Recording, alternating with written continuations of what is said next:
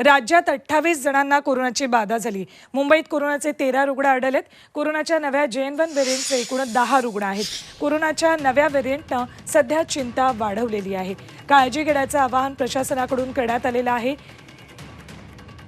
केंद्रीय आरोग्य मंत्रालयाकडून सगळ्या राज्यांना सतर्कतेच्या सूचनाही देण्यात आलेल्या आहेत। राज्यात कोरोनाचे 28 रुग्ण आढळलेले आहेत, तर मुंबईमध्ये सुद्धा कोरोनाचे 13 रुग्ण आढळलेले आहेत।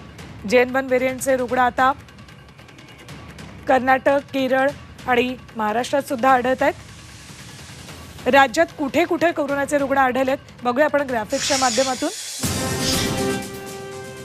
बघा, ठाण्यामध्ये 5 रुग्ण आहेत JN1चे, पुण्यामध्ये 2, पुणे ग्रामीणमध्ये 1 रुग्ण आहे, पुणे शहरात 2 आणि ग्रामीण भागामध्ये 1 रुग्ण आहे, तर अकोला शहरातही 1 रुग्ण आहे। सिंधुदुर्गामध्ये 1 रुग्ण आहे।